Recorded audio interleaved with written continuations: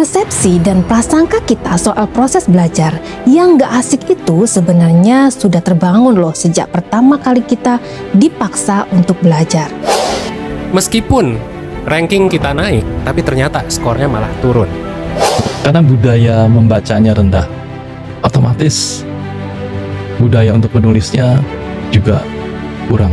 Tapi sebenarnya saya juga melihat ada sesuatu yang hilang. Ya seperti membaca buku atau surat kabar aja yang betul-betul beritanya itu kan teredit dengan baik.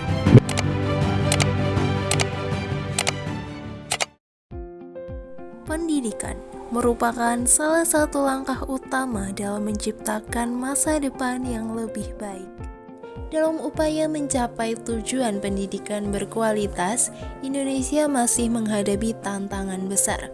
Berdasarkan hasil survei PISA 2022 yang mengukur kemampuan literasi, matematika, dan sains di kalangan siswa berusia 15 tahun, Indonesia berada di peringkat yang memprihatinkan.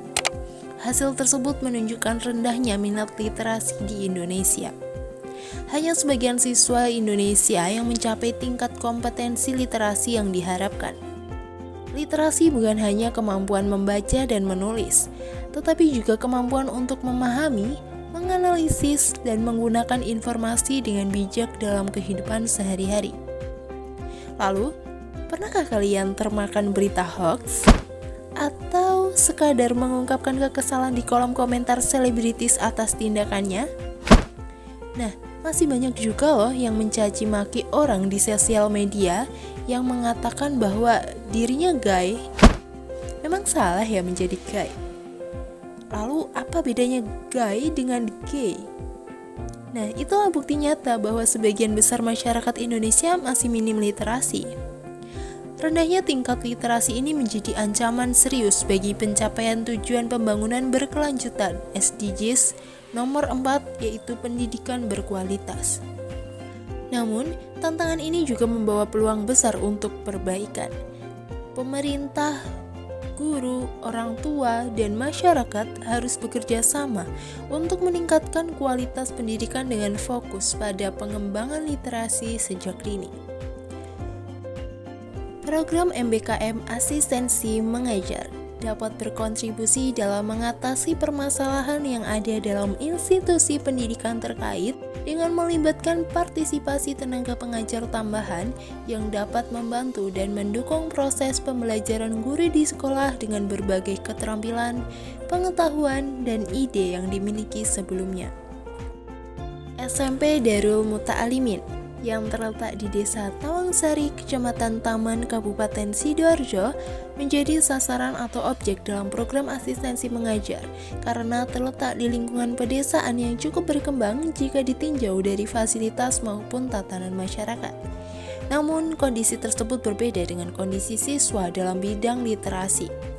Para pengajar SMP Darul Muta'alimin menyatakan bahwa minat literasi siswa sangat minim. Perpustakaan sekolah cenderung sepi dan jarang didatangi siswa. Bahkan jika ditinjau berdasarkan asesmen kompetensi minimum, nilai literasi siswa cenderung rendah bila dibandingkan dengan nilai lainnya. Berangkat dari permasalahan tersebut, tim asistensi mengajar pun menggalakkan program kerja yang beragam berkaitan dengan literasi dan numerasi.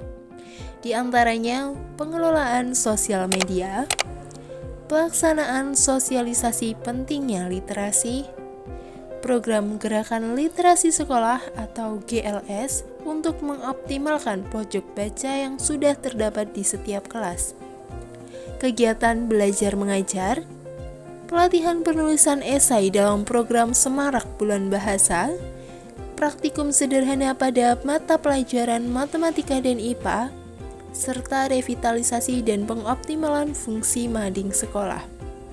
Kegiatan-kegiatan tim asistensi mengajar tersebut berjalan selama 4 bulan dengan dukungan dari berbagai pihak, mulai dari pihak guru, siswa, serta pihak kampus. Maka dari itu, kegiatan ini sangat berkaitan erat dengan tujuan pembangunan berkelanjutan nomor 17, yaitu kemitraan untuk mencapai tujuan.